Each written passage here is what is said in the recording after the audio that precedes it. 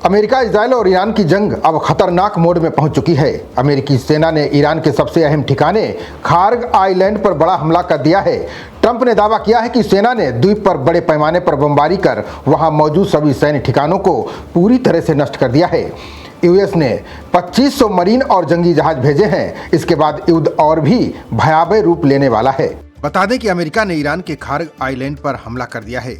अमेरिकी सेना ने बमबारी कर इस आइलैंड को पूरी तरह से नष्ट कर दिया है।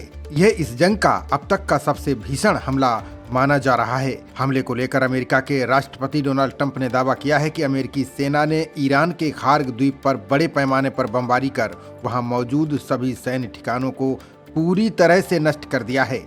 ट्रंप के अनुसार ये हमला अमेरिकी सेंट्रल कमांड की ओर से किया गया है। इसका उद्देश्य ईरान से पैदा हो रहे खतरे को खत्म करना था। राष्ट्रपति ट्रंप ने सोशल मीडिया पर कहा कि यह हमला मध्य पूर्व के इतिहास के सबसे शक्तिशाली बमबारी अभियानों में से एक था।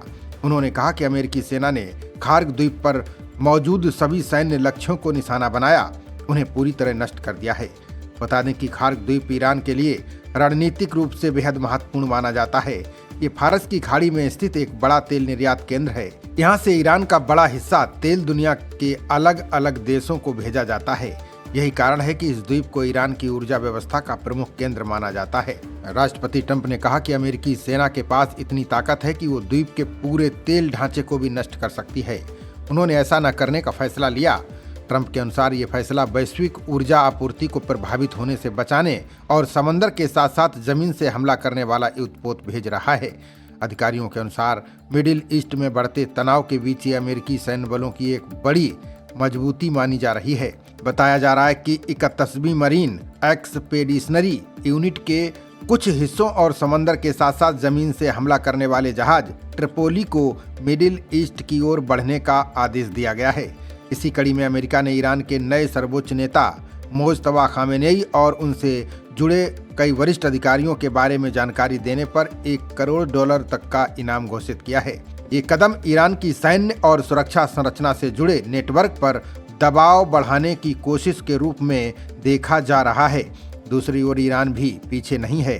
भीषण हमलों से दहक रहे मोर्चे पर ईरान भी जोरदार पलटवार कर रहा है। बताया जा रहा है कि ईरान ने सऊदी अरब में मौजूद अमेरिकी एयरबेस पर ताबड़तोड़ हमला किया, जिसमें अमेरिकी वायुसेना के कई विमान क्षतिग्रस्त हो गए।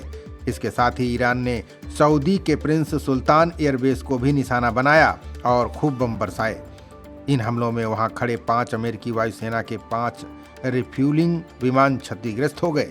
ईरान के खत्म अल अंबिया सेंट्रल हेडक्वार्टर के प्रवक्ता इब्राहिम जोल्फाघरी ने आज टीवी पर संदेश जारी किया। उन्होंने कहा कि अमेरिका और जायनिस्ट हर उस खून की कीमत चुकाएंगे जो अन्याय से बहाया गया और हुए नुकसान का मुआवजा देंगे। जोल्फाघरी ने बताया कि ईरान की एयर डिफेंस सिस्टम ने देश के आकाश की रक्षा के तहत कई ड्रोन नष्ट किए हैं। उन्होंने दावा किया कि अब तक कुल 112 ड्रोन और लड़ाकू विमान नष्ट किए जा चुके हैं, जिनमें लड़ाकू निगरानी और सुसाइड ड्रोन शामिल है। दूसरी ओर उत्तरी इजराइल के गलील इलाके में रॉकेट और मिसाइल दागे जाने की सूचना मिली है। नागरिक सुरक्षा agency Israel home front command ने बताया कि सुबह करीब 4:22 पर इस क्षेत्र में खतरे की चेतावनी जारी की गई। एजेंसी के अनुसार रॉकेट और मिसाइल हमले की आशंका के बाद उत्तरी इजराइल के कई इलाकों में अलर्ट जारी किया गया है। खबरों का सिलसिला जारी रहेगा। देखते रहिए जनप्रवाद। नमस्कार।